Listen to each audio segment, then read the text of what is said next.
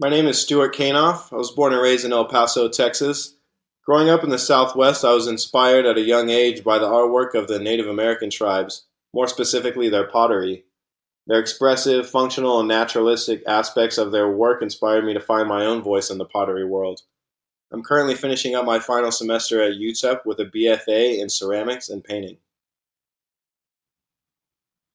I primarily work with porcelain as my medium.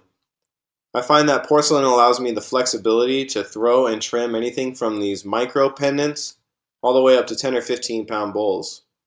Porcelain is extremely versatile with very little grit content, allowing me to manipulate any size and form. Porcelain also dries bone white, which provides a perfect background for glazes to be applied. I'm currently working on a naturalistic body of work. I really wanted to show my glaze firing process because I think it's imperative to show what kind of dramatic change these pieces go through during the firing. I want these glazes to reflect and embody nature and my surrounding environment. This process brings these pieces all the way up to 2500 degrees and slowly cools them over the next 8 hours. This piece is a perfect representation of the naturalistic glaze I was looking to achieve. This is a 6-inch by 6-inch porcelain bowl titled "The Leaves Between Us." Through its transparent glaze, you're able to pick up naturalistic forms such as tree leaves and branches. I did an opalescent glaze on top, which reflects the sunrises and sunsets I grew up seeing every day. It's imperative for me to use such glossy and mirror-like glazes. I think it's very important that when you look into your piece, you're able to see a reflection of yourself and your surrounding world. This porcelain planter is titled "The Southwestern Desert", and it stands 6 inches tall by 10 inches across.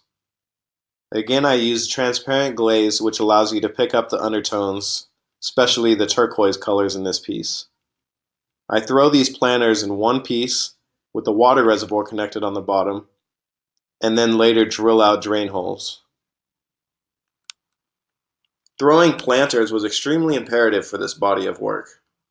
I really wanted to take plant life and introduce it into my naturalistic forms that I created. I find that if I was able to create a congruent theme with everything, that it would make it that much more impactful. After gathering what I felt was the proper plant life for this piece, you're able to see the Southwestern Desert Planter in its final form. This porcelain mug titled "High Noon" reflects forms our ancestors used to use for their ceramic water vessels. The blue ruddle glaze contrasted against the light desert sand embodies the colors of our Chihuahuan desert. Creating unique and untraditional forms has always been of utmost importance to me as a potter. I really want to separate myself and my forms and my glazes. I was working on experimental handles with this and came up with these knob-like shapes.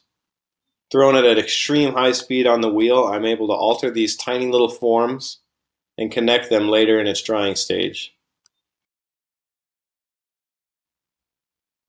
As part of my naturalistic series, I created this porcelain tumbler titled "The Green Berets." Living so close to Fort Bliss and having 3 Special Forces members in my family, this was my way of showing them respect. I glazed this piece in an opaque FDE color, and I used the laser cutter to cut out decals and later fuse them to my pieces. This process is done in multiple steps and even requires a third firing. Decals, which are essentially stickers, are extremely delicate and must be placed on very carefully. Then they are fired at a very low temperature where they will fuse with the glaze.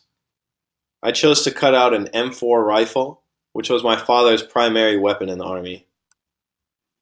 FDE, also known as flat dark earth, is a military camouflage color designed specifically for our location, meant to camouflage soldiers in the desert.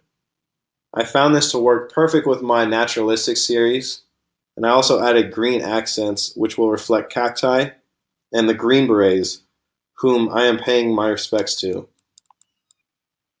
I appreciate you taking this time to learn a little bit about my process and the current series I'm working on.